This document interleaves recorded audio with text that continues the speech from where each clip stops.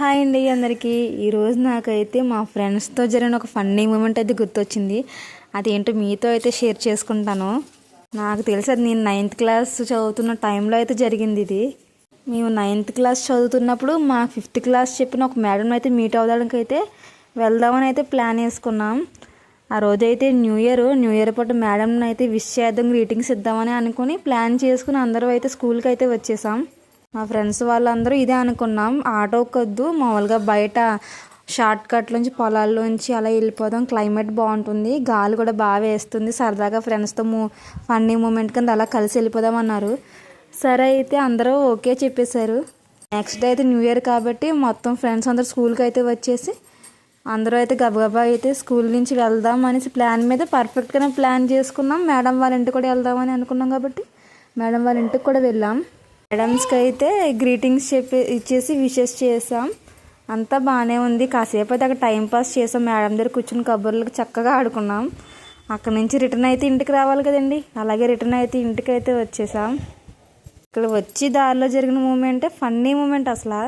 అలా ఇంటికి వచ్చేటప్పుడు అయితే కొంచెం దూరంలో ఇంకా వచ్చేసాం అన్న టైంలో అయితే నేను చేసిన తప్పు వల్లే అది చాలా పెద్ద ఇష్యూ అయిపోయింది.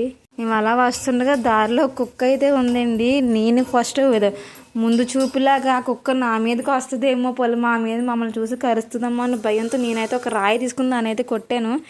ఇంకంతే పని, నేనేం చేయకుండా నన్ను కొడతామా అని ఫీలింగ్ పెట్టేసుకున్నట్టుంది. వెంటనే ఇంక మా మీద పరుగుని దండయాత్ర చేయడానికి అయితే కుక్క అయితే వచ్చేసింది.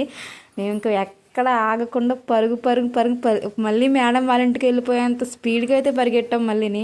పాపం మా ఫ్రెండ్ అయితే పక్కన నీటిలో అయితే పడిపోయి శుభ్రం తడిచిపోయింది.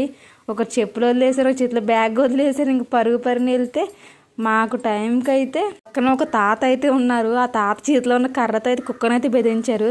అంతే, కుక్క అయితే వెనక్కి వెళ్ళిపోయింది. కానీ మా ఫ్రెండ్స్ మళ్ళీ అందరూ ఒక చోటకు వచ్చి నాకు క్లాస్ అయితే పీకారు.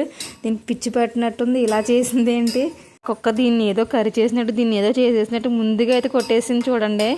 అందరూ ఒక చోటకు వచ్చి అయితే గట్టిగా అయితే క్లాస్ పీకారండి. అయినా తప్పు అయితే నాదే, అది నన్ను ఏం చేయకుండా నేను తిరిగి కొట్టకూడదు కదా. మా ఫ్రెండ్ అయితే ఇదే అనుకుంది. అది వాటర్లో పడిపోయింది కదా. మా అమ్మ ఇంటికి వెళ్ళాక ఏమంటుందో బాబు, నా పని అయిపోయింది ఇంకా ఆ ఫీలింగ్తోనే పాపం ఇంటికి అయితే వెళ్ళింది. టైంకి ఆ తాత ఉండడం అయితే చాలా గ్రేట్, లేకపోతే మా పని ఆ రోజు ఫినిష్ అయిపోయింది. ఎవరో ఒకరు చికెన్ 65 అయిపోయింది దాని చేతిలో. ఆ తాత వల్లే మేము సేఫ్ అయితే అయ్యాము. నెక్స్ట్ డే స్కూల్కి వచ్చినప్పుడు మా ఫ్రెండ్స్ అందరికీ కూడా, క్లాస్మేట్స్ అందరికి కూడా తెలిసిపోయింది. ఫ్రెండ్స్ అందరు కూడా ఇదే అన్నారు, నీకేమన్నా పిచ్చి పట్టింది ఏంటి, ఎందుకే కుక్కను కొట్టావు, పాపం న్యూ ఇయర్ పూట భలే చేసావులే అన్నారు.